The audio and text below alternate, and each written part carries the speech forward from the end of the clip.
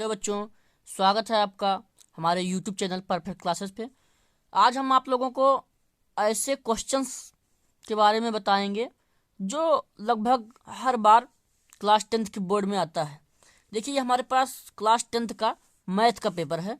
इसमें जो ये 3 क्वेश्चन दिए हुए हैं, ये मैंने देखा है लगभग हर पेपर में आते हैं, इसलिए मैं आप लोगों को बताऊंगा। और देखिए, 2-2 नंबर के हैं और 2 नंबर के हैं। ज़्यादा लंबा नहीं करना है, इनको छोटा छोटा ट्रिक से बताएंगे कैसे करते हैं। देखिए, देखते हैं सबसे पहला क्वेश्चन। इसमें दिया है, बिना लंबी विभाजन प्रक्रिया किए दिखाइए कि परिमेय संख्या 1351/1250 शांत दशमलव है। इसमें हमें डिवाइड नहीं करना कि 1250 को 13 से 51 से भाग करते जाएं, फिर जितना आएगा उसको दशमलव में लिखें। ऐसा नहीं करना है, बहुत सिंपल सी ट्रिक है। देखिए, वो ट्रिक हम आपको बता रहे हैं। अगर किसी भी परिमेय संख्या को, मतलब जो भिन्न में लिखा हुआ है, उसमें अगर हमें बताना है। देखिए, यहाँ पे एक परिमेय संख्या दिया है 1351/1250। तो भिन्न में हम जानते हैं कि अगर ये भिन्न है तो भिन्न में ऊपर की जो संख्या होती है वो हर होती है और नीचे की संख्या ऊपर की संख्या अंश और नीचे की संख्या हर। देखिए, ये ऊपर वाला हमारा अंश है और नीचे हर है। इसके बारे में हम कुछ ट्रिक बताएंगे पहले आपको, फिर सॉल्व करेंगे क्वेश्चन। इसमें अगर कोई भी संख्या दी हुई है p/q के रूप में, यानी भिन्न के रूप में, तो हम p को कुछ नहीं करते हैं, यानी अंश को कुछ नहीं करेंगे। q को हम देखेंगे कि यदि q का गुणनखंड 2 की घात n, q का गुणनखंड 2 की घात n और 5 की घात m आ रहा है।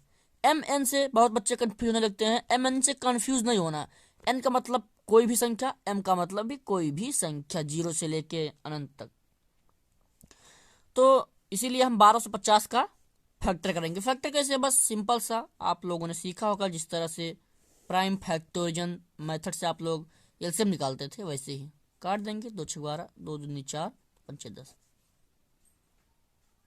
5 कम 5, 1 6, 5 दूनी 10, 50 25, फिर 25 25 125, 5 25 25, 5 कम 5। अब देखिए, 2 एक बार आया तो 2 की घात 1 हो गया।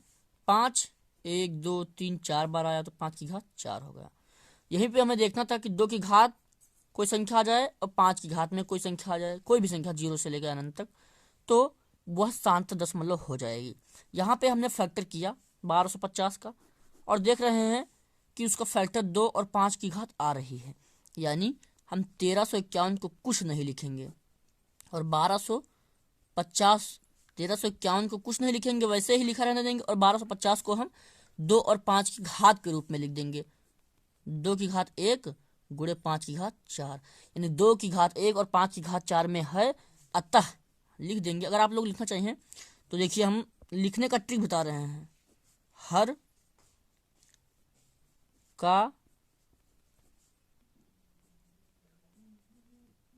हर का गुणनखंड 2 की घात n 5 की घात m के रूप का है, अतः 1351/1250 शांत दशमलव है।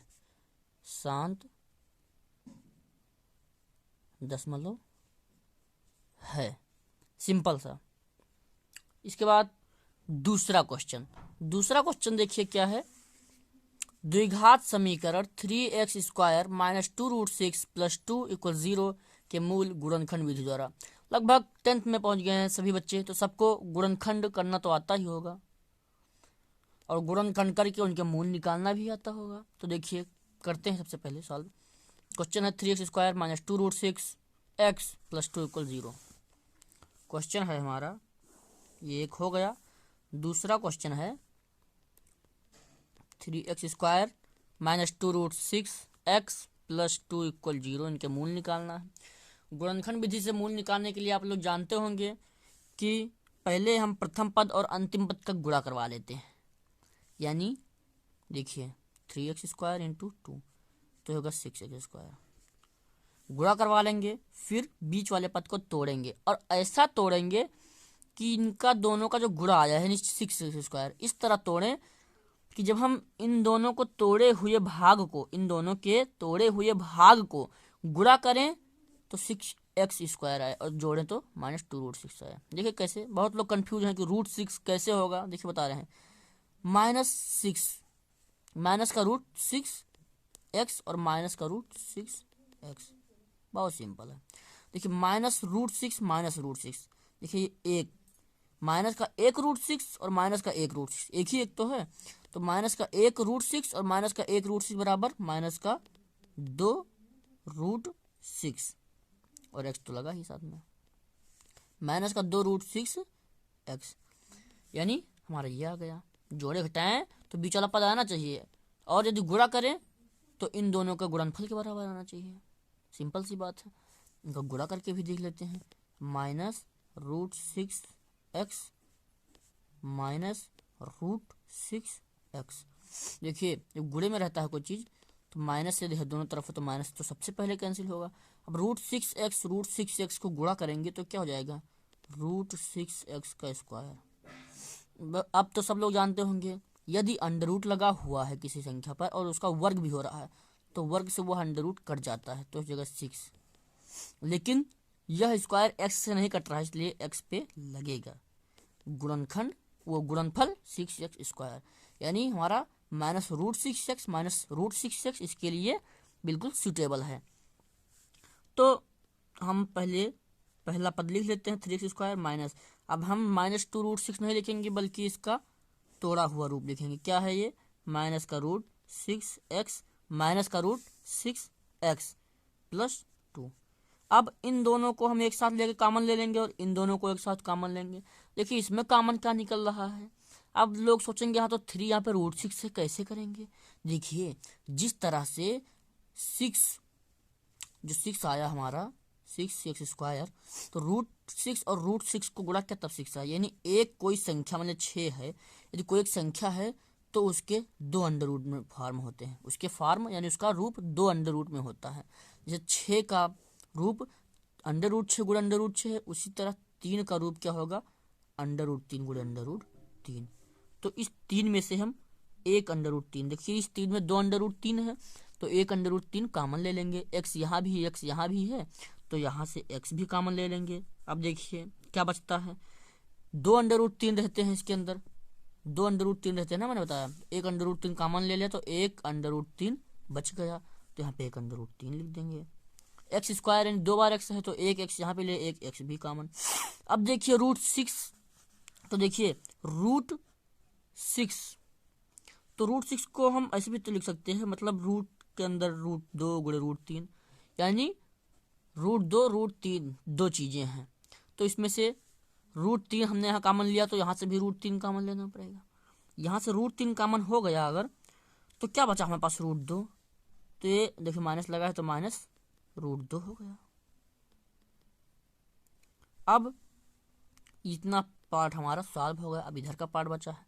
अब देखिए 6x, जिस तरह इधर 3 में √3 और √3 दो √3 थे, √3, तो उसी तरह 2 में भी हमारे √2 गुणे √2, यानी 2 के अंदर भी 2 रूट हैं, तो इसमें से एक रूट हम कॉमन ले लेंगे, माइनस का √2।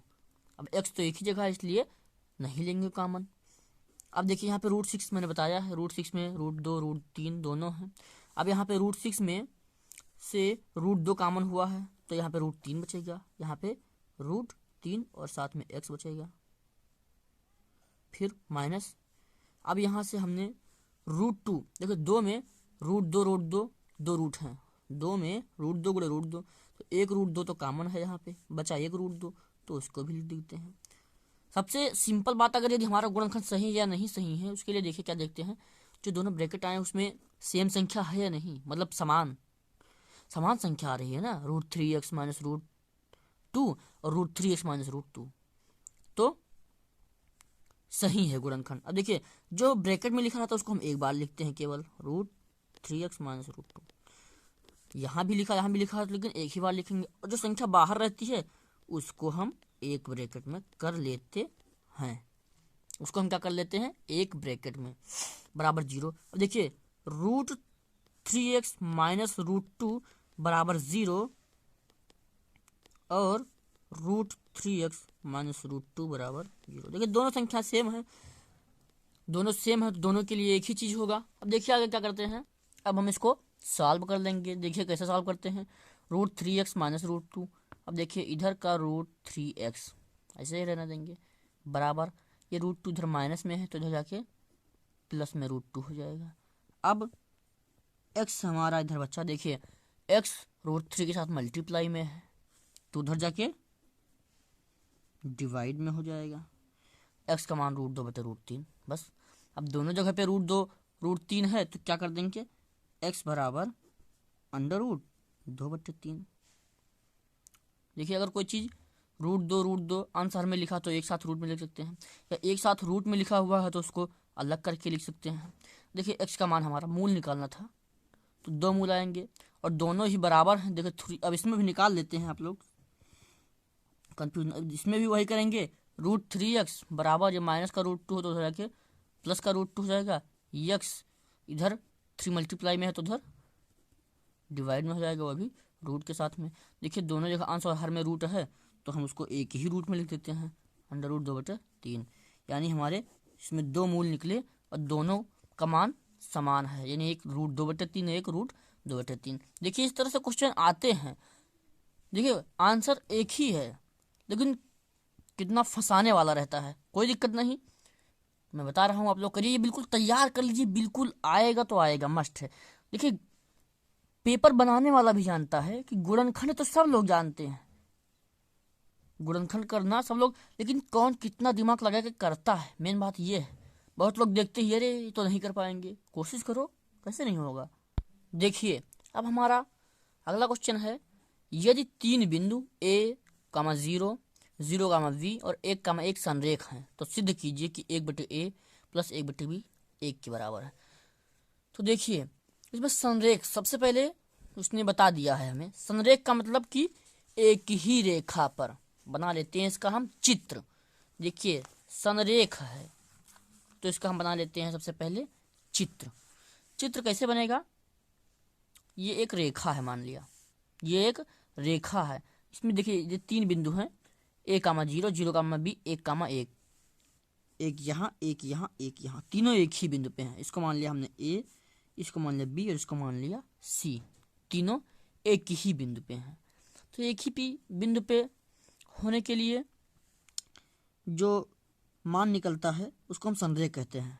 देखिए ये a, 0, ये 0, b और ये 1, 1, तीनों संरेख हैं। तो हमें सिद्ध करना है कि वो 1 बटे a 1 बटे b का योग हमारा 1 के बराबर है। देखिए इसके लिए क्या करेंगे, सिंपल सी बात है, कुछ नहीं करना है, बस क्या देखना है आपको। हम ये जानते हैं कि यदि 3 बिंदु संरेख हैं तो जो AB के बीच जो ढाल होगा और BC के बीच जो ढाल होगा वो बराबर होगा। यदि 3 बिंदु संरेख होते हैं आपस में, यदि आपस में 3 बिंदु संरेख होते हैं तो उनके बीच ढाल आपस में बराबर होता है। अगर ये संरेख हैं तो क्या हो जाएगा, AB की ढाल, हमने मान लिया AB की ढाल M1 और BC की ढाल M2, तो क्या हो जाएगा, AB की ढाल बराबर है BC की ढाल। अब ढाल आप लोग सोच रहे होंगे, ढाल का फार्मूला सिंपल सा है। देखिए क्या होता है, y2 minus y1 upon x2 minus x1 बराबर इधर भी y2 minus y1 x2 minus x1। अब x1 x2 y1 y2 कहाँ से है, देखिए इन दोनों के बीच अगर देखेंगे तो इसका x1 और y1, ये इसका x1 a है, इसका y1 0, x1 y1 होगा, ये x2 और y2 होगा, तो इसका x2 0 होगा, इसका y2 0। देखिए हम AB के बीच देखते हैं, y2 है तो y2 हमारा b है, y2 b है। उसके बाद माइनस, अब y2 के बाद y1, तो इसमें y1 क्या है 0, b माइनस 0 बटे x2 ये है, x2 हमारा 0 है तो 0, फिर माइनस x1 क्या है, x1 हमारा a, x1 क्या है a बराबर y2। अब देखिए BC के बीच देखते हैं, इसके बीच में, तो जब इसके बीच में देखेंगे तो ये x2 y2 नहीं रह जाएगा इसके लिए, तो इसके लिए ये x1 और y1 हो जाएगा। हाँ, x1 0 हो जाएगा और y1 b हो जाएगा, और x2 y2 दूसरा, x2 और y2 दोनों एक एक हो जाएंगे। देखिए y2 तो एक ही है, तो एक ले लेंगे, माइनस y1 यहाँ पे b, तो 1 माइनस बी अपॉन x2 भी 1 है, माइनस x1 0 है, माइनस 0।